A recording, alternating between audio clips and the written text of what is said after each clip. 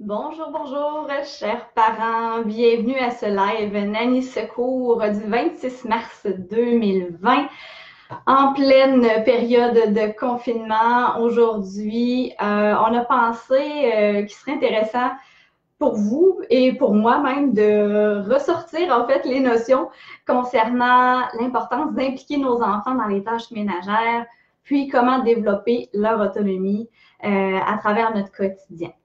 Euh, Première des choses, est-ce que vous saviez qu'un enfant qui est mis à contribution rapidement dans les tâches ménagères à la maison, euh, donc réussirait mieux dans la vie? C'est un sondage en fait qui a été fait, ce n'est pas un sondage mais bien une étude américaine qui a été faite en 2017 et qui démontrait l'impact positif sur l'enfant, sur ses capacités de s'organiser, sa capacité aussi à bien planifier les choses au quotidien, ce qui lui permettait éventuellement de bien fonctionner lorsqu'il rentre en appartement, lorsqu'il commence à travailler. Donc, tout ça aurait des impacts à très long terme. Donc, c'est une très bonne chose, en fait, de montrer à vos enfants à s'impliquer au quotidien, à faire de plus en plus de tâches, à avoir des responsabilités. Est-ce que cette étude-là a été confirmée? Est-ce qu'il y a d'autres études qui ont dit le contraire? Moi, je pense que ça fait bien du sens. Et ça fait bien mon affaire aussi de pouvoir dire à mes enfants, tu sais, lorsque je te donne des tâches, je t'aide à bien fonctionner dans la vie. Donc, je pense que ça peut être une bonne façon d'introduire l'importance de faire des tâches à la maison pour vos enfants. Donc, petite introduction. Maintenant, je vais me présenter. Donc, je suis Laurie Boisvert, je suis coach familial, bachelière en psychoéducation. Je suis également la fondatrice de Coaching familial à long terme. Je suis membre de Nanny Secours depuis 2012 et j'écris régulièrement des articles pour Nanny Secours. Vous m'avez peut-être déjà vu passer si vous suivez la page Nanny Secours régulièrement. Donc, moi, j'offre mes services auprès des familles, soit à domicile ou à distance, pour vous offrir du coaching familial ou individuel en fonction de vos besoins, pour vous amener à améliorer votre situation familiale ou à tout le moins bien accompagner votre enfant lorsqu'il vit certains défis. Donc, j'offre également des ateliers, des conférences en salle ou à distance. Actuellement, tout ce qui est en personne est mis sur pause, évidemment, mais tout le volet à distance est toujours disponible. Donc, je ne sais pas qui est là actuellement. J'aimerais vous inviter à me saluer en commentaire pour savoir qui est présent. Peut-être m'identifier l'âge de vos enfants aussi, à qui cette présentation-là pourrait vous aider. Je pourrais peut-être même donner des petites informations plus pointues là, en fonction des précisions que vous allez me donner. Et si toutefois vous écoutez ce live-là en rediffusion, je vous invite à indiquer un petit hashtag replay pour nous indiquer à quel moment les gens sont en mesure de regarder nos vidéos. Alors maintenant, débutons la bonne information là, concernant les tâches ménagères, le développement de leur autonomie. En quoi ça peut être important d'impliquer nos enfants, particulièrement dans un contexte où est-ce qu'on est confiné. Je ne sais pas pour vous, mais personnellement, j'ai l'impression que ma charge mentale a décuplé. À la maison, j'ai 3 enfants de 4 ans, 7 ans et 8 ans. J'ai l'impression d'avoir plein de choses à gérer. Une maman pieuvre, il se passe plein de choses. On est sollicité beaucoup. Je ne sais pas si de votre côté, c'est la même chose. Mais ça peut devenir difficile et à un moment donné, d'impliquer nos enfants, je pense que ça peut être aidant pour nous, en fait, de passer à travers ce confinement-là et de ne pas toujours avoir à porter les tâches sur nos épaules. Donc, la période de confinement, ça peut être une bonne chose pour aider nos enfants puisqu'ils vont eux-mêmes développer leur capacité à ranger, à s'organiser de façon plus organisée, justement. Donc, quels sont les bénéfices d'amener nos enfants à s'impliquer dans les tâches ménagères? Bien, de un, ils vont développer leur autonomie, évidemment. Ils vont développer leur sens des responsabilités. Peut-être même qu'éventuellement, ils vont prendre des initiatives, ce qui est une bonne chose pour nous en tant que parents. L'enfant va développer sa confiance en lui, va avoir une meilleure estime de lui-même. Chose importante aussi, va développer un certain sentiment d'appartenance. Je ne sais pas si vous connaissez la pyramide de Maslow, dans un des besoins fondamentaux qui est nommé, c'est le sentiment d'appartenance, que ce soit à notre famille, à notre communauté. Quand l'enfant participe aux tâches ménagères, il a l'impression de faire partie d'une équipe. Hein? À tout le moins, chacun va mettre l'épaule à la roue, va faire des petites tâches, et là, on crée quelque chose ensemble, on s'entraide. Donc, c'est super bon pour votre dynamique familiale de demander aux enfants de faire leur part. Et évidemment, ben pour vous, ça va vous éviter d'avoir à maintenir le nombre, un grand nombre de tâches. Donc, on peut leur donner la possibilité d'eux-mêmes faire des tâches à la maison. Ça vous enlève un petit peu de stress, un petit peu de tâches à faire. À quel âge est-ce qu'on commence à demander à nos enfants de s'impliquer dans les tâches à la maison? Il n'y a pas d'âge en particulier. Je vous dirais le plus tôt possible, c'est le mieux. Dès là, le 2-3 ans, un enfant est capable de faire quelques petites choses. Évidemment, on s'adapte en fonction de ses compétences. Mais très tôt, on est en mesure d'aider nos enfants à se mettre en action puis à faire des petites tâches pour pouvoir nous aider. Entre 2-3 ans jusqu'à 5 ans, c'est vraiment le meilleur moment en fait pour introduire ça à nos enfants, pour les aider à mettre en place, d'avoir des petites responsabilités, des petites tâches. Pourquoi? Parce que plus on va attendre, ben, plus il y a de chances que l'enfant s'habitue au fait que vous fassiez tout à la maison, que vous ayez à faire toutes les tâches. Puis là, on va avoir un petit peu plus de réticence là, à instaurer ces responsabilités-là auprès de nos enfants. Donc, plus tôt on va instaurer ça, mieux ce sera éventuellement. Mais il n'est jamais trop tard, je vous dis ça comme ça. Donc, à partir de 2 à 3 ans jusqu'à 5 ans. Donc, ce n'est pas une question d'âge. On va se fier surtout sur 2 points principaux. De un, si mon enfant est très jeune, est-ce qu'il est prêt? Donc, est-ce qu'il a le goût de m'aider? Est-ce qu'il s'intéresse à ce que je fais? Est-ce qu'il a commencé à répéter certains gestes que moi je pose? Donc, quand je fais la balayeuse ou je passe le balai, est-ce qu'il a le goût de faire pareil? Si j'ai poussette, est-ce que lui, il a une petite gainée puis il veut faire la même chose avec moi? Bien, déjà, ça, c'est un indice que mon enfant est en mesure de commencer à faire des petites tâches ménagères.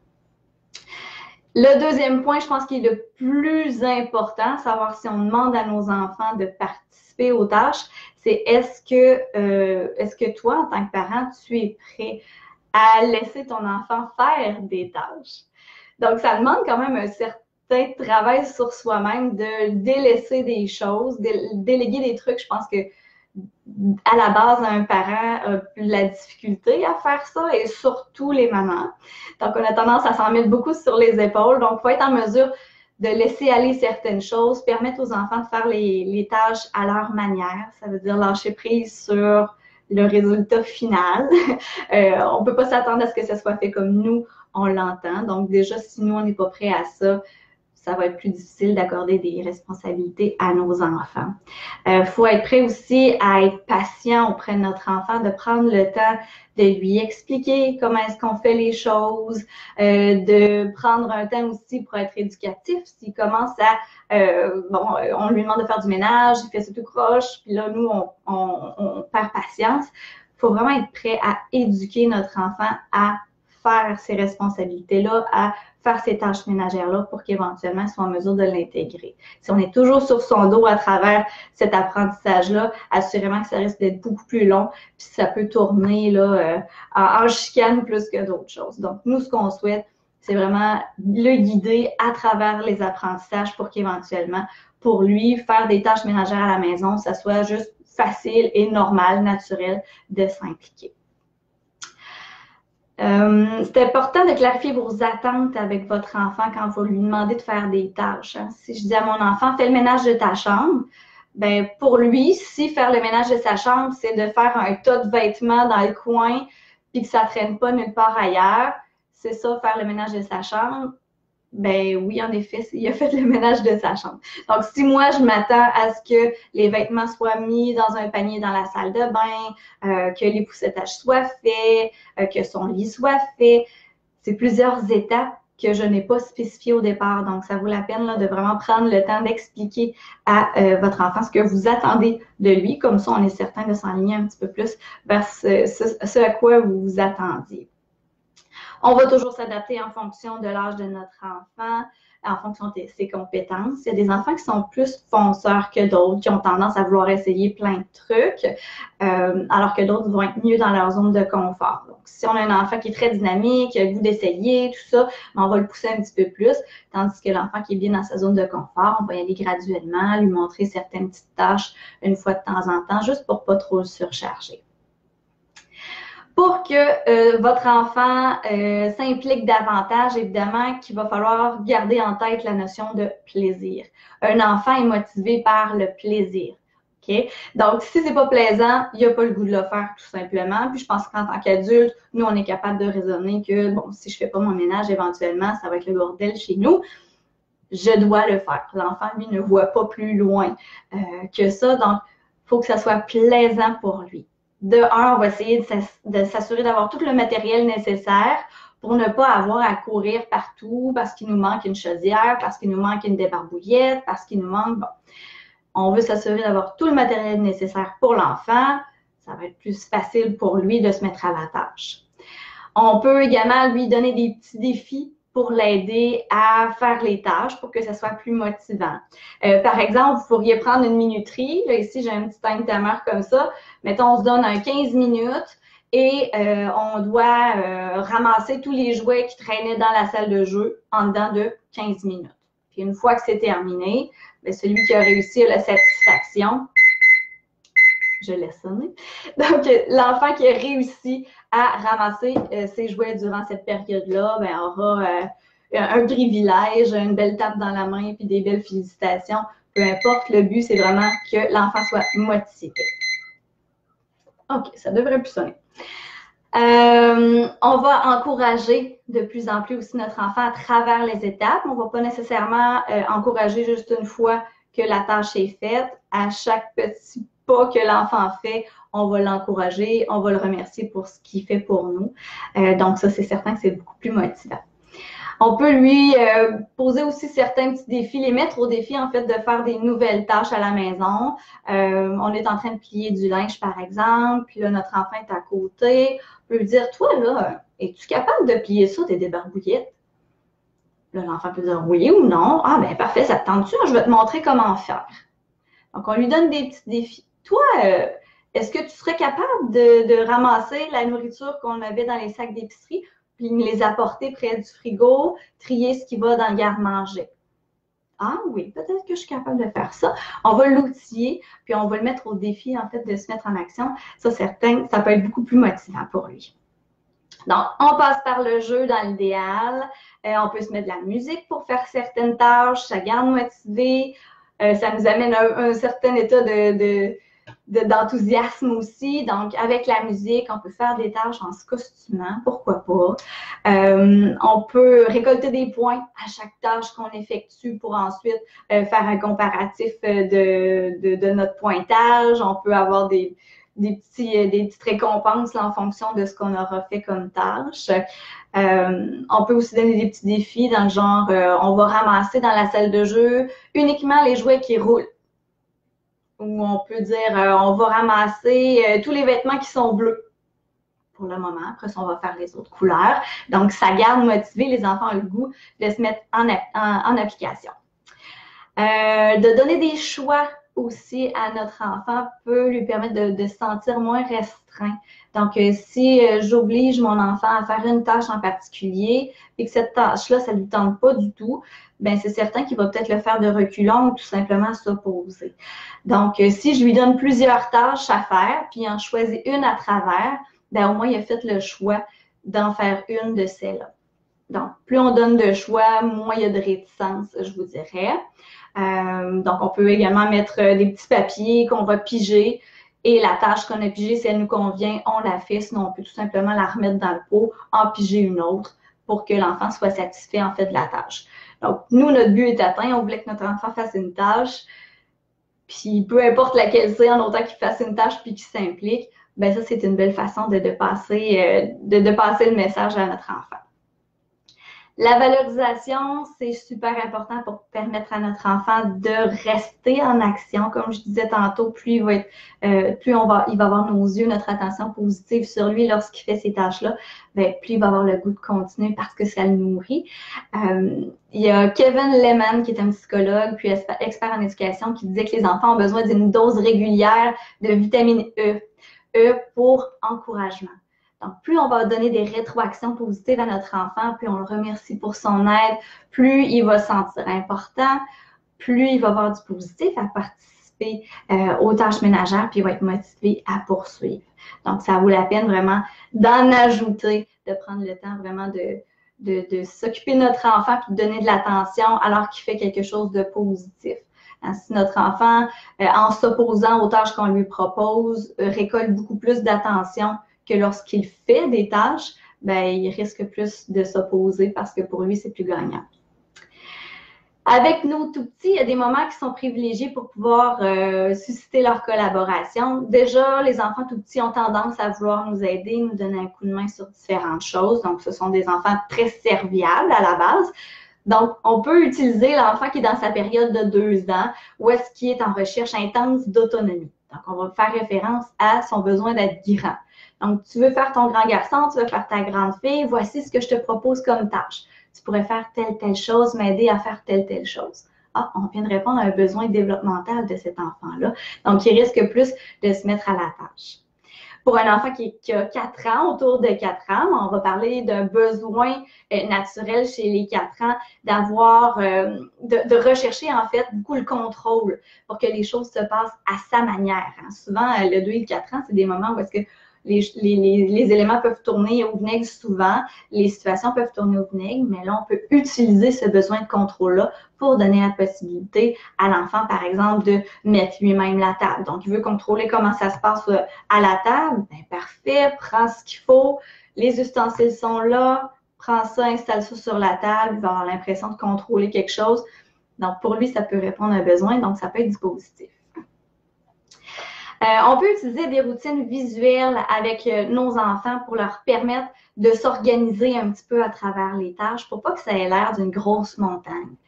Si faire le ménage de sa chambre, ça inclut plusieurs petites tâches comme faire son lit, ramasser les jouets qui traînent, épousseter, bon, peu importe. L'idéal, c'est vraiment de réduire les tâches en mini-tâches pour que ce soit plus facile et de les lister ou de les mettre avec une petite image pour les plus petits. Ça peut être intéressant et plus motivant, en fait, de pouvoir cocher chacune des étapes ou pouvoir voir l'évolution du travail qu'on est en train de faire à la maison. Donc, même pour les plus vieux, là, ça peut être super pratique. Même moi, en tant qu'adulte, quand je m'enligne sur un grand ménage, je vais m'écrire une to-do list où est-ce que je vais mettre toutes les étapes que j'ai à faire, puis je vais rassurer chacune des étapes faites pour moi. Mais c'est une petite récompense de pouvoir juste barrer ce qui a été fait, puis ça m'indique que j'avance. Et bon, à la fin, c'est certain qu'on est content de voir que tout a été barré. Pour aider notre enfant à être plus autonome au quotidien, on peut penser aussi à ajuster notre environnement. Tantôt, je parlais d'organiser ce qu'il faut pour que l'enfant fasse ses tâches par lui-même. Ben, c'est un peu ça. Donc, on va mettre tout ce dont l'enfant a besoin à sa disposition.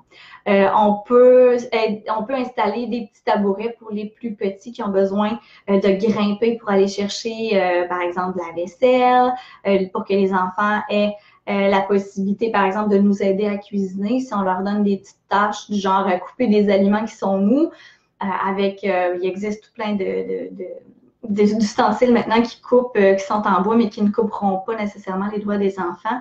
Donc, il y a possibilité d'organiser soit un petit tabouret sur le bord du comptoir, de mettre une chaise, d'avoir ce qu'on appelle des tours d'observation pour que l'enfant soit à côté de nous puis participe un petit peu à la préparation des tâches pour pouvoir justement l'impliquer davantage. Donc, on peut instaurer placer en fait nos meubles aussi pour pouvoir aider notre enfant à ce qu'il soit le plus autonome possible.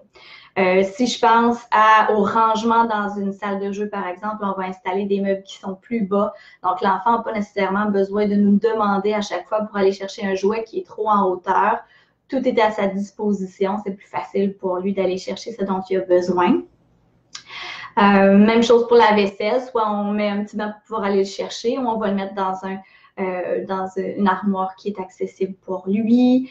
Les vêtements peuvent être placés à la hauteur des enfants.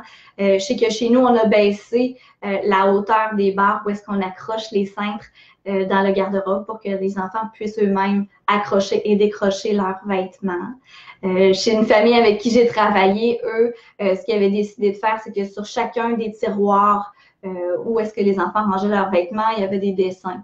Donc, le dessin de pyjamas, bon, ça, c'était installé sur le tiroir où est-ce que les pyjamas vont aller, pantalons, chandail. Donc, tout est déjà classifié. Même chose dans une salle de jeu, ça peut être ça que vous fassiez. Donc, on va mettre un bac qui est dédié aux véhicules, un bac qui est dédié aux poupées pour s'assurer qu'il y a un certain ordre à travers tout ça.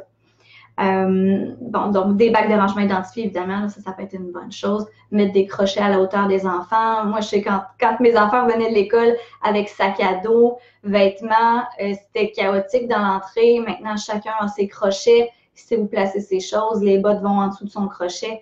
Déjà là, les enfants sont autonomes. Je n'ai pas à passer derrière eux pour tout raccrocher dans l'entrée. Ça peut être une belle chose pour vous à organiser. Montessori est vraiment une référence pour pouvoir organiser votre environnement pour les enfants. Ça vaut la peine de faire des petites recherches là-dessus aussi sur le web. Les enfants qui font des choses à la maison, vous les sentez très impliqués, ils font plein de tâches, ils ont plein de responsabilités et du jour au lendemain, ils font plus rien. C'est normal. OK? Des régressions, ça arrive. Parfois, les enfants ont des petits défis à gérer de leur côté. Parfois, ils sont malades, puis ils perdent un petit peu l'intérêt à faire des choses à la maison. Donc, je vous invite à continuer à sensibiliser, à demander à vos enfants de faire des tâches, à leur donner des responsabilités. La motivation va revenir, évidemment, plus ce sera plaisant, mieux ce sera. Vous allez être en mesure de ramener leur intérêt au fil du temps. Donc, il ne faut pas lâcher, on continue de proposer. Avec les ados, les pré-ados, parfois, ça peut être plus difficile, particulièrement si on n'a pas commencé à leur donner des responsabilités. Et là, tout d'un coup, on se dit, ce serait peut-être le moment. On risque d'avoir un petit peu plus de réticence, comme je disais au départ. Mais vieillir, ça vient aussi avec des responsabilités. Quand on vieillit, on peut avoir accès à des nouvelles choses dont on n'avait pas accès. Le parent va faire plus le taxi pour l'enfant parce qu'il va aller voir ses copains, va peut-être avoir accès à un cellulaire, au Wi-Fi, ou peu importe. Donc, l'enfant va avoir des responsabilités, peut-être davantage en fonction des tâches qu'il pourrait faire à la maison. Donc, de le mettre à contribution, c'est pas nécessairement facile d'obliger un pré-ado ou un ado à se mettre en action. Au départ, je pense qu'il faut le sensibiliser, il faut rester calme dans notre approche pour pouvoir lui proposer des tâches qui sont adaptées à ses intérêts, à ses capacités aussi. Donc, évidemment, on va essayer d'éviter d'entrer dans une suite d'argumentation pas possible. Donc, on va proposer des choses à faire à la maison. Déjà, si on lui donne le choix, ça risque de passer davantage. On peut lui expliquer en quoi c'est important de s'impliquer, de faire telle tâche dans la maison, à quel point ça va être aidant pour tout le monde. Et je pense que, puis ça, on le fait avec les enfants, souvent on leur demande de faire quelque chose et ça devrait être fait dans la minute ou la seconde. Avec les ados, puis on peut le faire avec les enfants évidemment, de leur proposer un délai d'exécution des tâches, ça peut être vraiment aidant pour vous. Donc, de leur proposer de faire telle tâche, mais d'ici la fin de la journée. Ou que d'ici dimanche prochain, le ménage de ta chambre, ça devrait être fait. OK? Fait qu'ils n'ont pas besoin de le faire dans la seconde, tout lâcher ce qu'il y avait à faire actuellement, mais ils ont un certain délai pour le faire. Donc, déjà, il y a un petit peu moins de contraintes là, à travers tout ça. Quand les enfants sentent qu'ils ont une certaine latitude, ça risque de passer davantage. Évidemment, ben, si votre jeune ne fait pas ce qui avait été demandé, les responsabilités qui lui avaient été accordées, on va s'assurer de ne pas le faire à sa place. Hein, c'est pas parce que l'enfant était supposé nous le faire pour dimanche que ça n'a pas été fait et que là, vous passez derrière puis vous le faites vous-même en bougonnant. C'est pas comme ça que ça va faire en sorte qu'il va se mettre en action éventuellement. Okay? Là, il a compris que plus j'étire la sauce, plus mon parent finit par faire, plus en fait moi je suis en mesure d'éviter de faire mon ménage, mon parent va le faire à ma place, alors pourquoi je me forcerais? Donc, ne le faites pas à sa place. Assurez-vous justement qu'il y ait peut-être des conséquences qui soient reliées à ça, du genre, ben, tant que ta chambre sera pas, le ménage ne sera pas fait dans ta chambre, ben, je ne peux pas te permettre d'avoir de la visite à la maison parce que de toute façon, ta chambre n'est pas présentable, par exemple. Là, actuellement, c'est en mode de confinement, c'est pas nécessairement le bon exemple, mais de façon générale, ça pourrait être ça. Donc, si la tâche a été faite à la va-vite par votre jeune, que ça n'a pas été fait comme vous le souhaitiez, ben, je vous invite à rester calme, toujours éducatif pour pouvoir lui montrer en tant que guide ce que vous souhaitez voir comme ménage. Comment est-ce que je m'attends à ce que ça soit nettoyé telle chose? Comment est-ce que je m'attends à ce que ce soit rangé telle chose? Donc, plus vous allez répéter vos attentes, plus il y a de chances que votre enfant le fasse comme vous l'entendez. Évidemment, ça passe par la répétition et avec des enfants dans la vie, on répète, il faut de la patience. Il y a 6 pièges à éviter aussi lorsqu'on veut rendre nos enfants plus autonomes au quotidien, qu'on veut les impliquer dans les tâches ménagères. La première, c'est de cesser de demander parce que l'enfant rencontre des difficultés. Si l'enfant est toujours en train de se plaindre que je ne suis pas capable, que c'est dur, tout ça, c'est lâchez pas prise tout de suite. Okay? Continuez d'accompagner votre enfant à lui expliquer en fait comment faire. Soyez empathique envers lui. Oui, je comprends que de faire cette tâche-là, c'est pas facile, que ça te demande un peu plus de concentration, mais moi, je pense que tu es capable puis je te fais confiance. OK? Donc, dites-lui que c'est temporaire. Là, actuellement, c'est difficile de le faire, mais d'ici une semaine, 2 semaines, un mois, tu vas avoir pris le tour, tu vas savoir comment le faire, tu vas être en mesure de le répéter facilement, tu vas voir, ça va s'intégrer rapidement. Okay? On parle justement que ce soit normal, que ce soit difficile au début, mais qu'il y a des solutions aussi qu'on peut mettre en place pour l'aider. Donc, si votre enfant se plaint, avant de dire, regarde, laisse faire, je vais le faire à ta place, c'est correct, on va peut-être plus essayer de le mettre en action, hein, de faire une petite recherche de solutions. OK, là, tu n'es pas capable de faire le ménage de ta chambre. OK, qu'est-ce que ça te prendrait? De quoi tu aurais besoin pour que ça soit plus facile? Qu'est-ce que je peux faire pour t'aider? Donc, mettez-le dans l'action plutôt que de le victimiser, puis de lui éviter de faire la tâche. Déjà là, quand vous le mettez en implication par rapport à cette résolution de problème-là, il va avoir le goût de le refaire. Donc, deuxième point, deuxième piège à éviter de faire à la place de l'enfant, évidemment. Donc, ça va plus vite, évidemment, de le faire à sa place.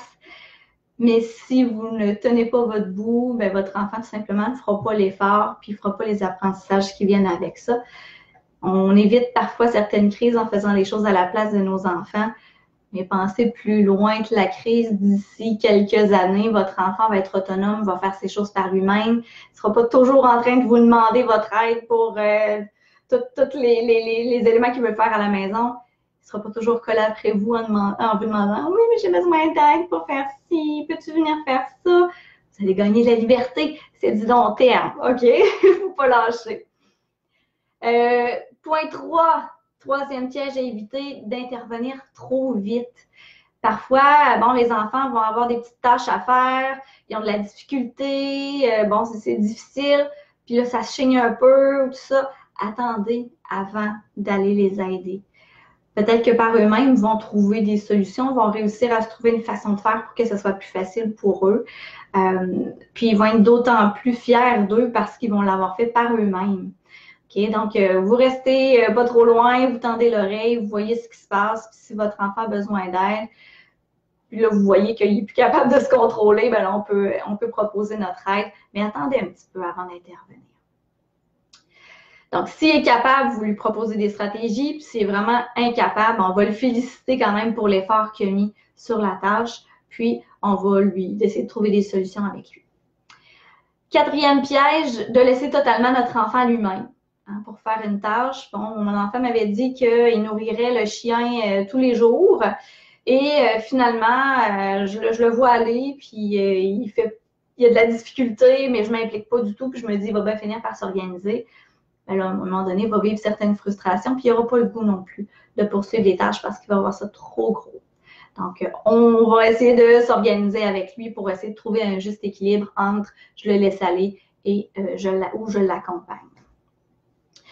Éviter de comparer, 5e piège, hein, de comparer avec les autres enfants. Donc, regarde, ton grand frère, lui, est capable de mettre la table tout seul, alors que toi, ben, ça semble être difficile. C'est peut-être pas aidant, hein, c'est peut-être pas motivant pour que l'enfant se mette en action. Ou de dire, ben, je comprends pas, au même âge, ta sœur, elle était capable de faire telle affaire.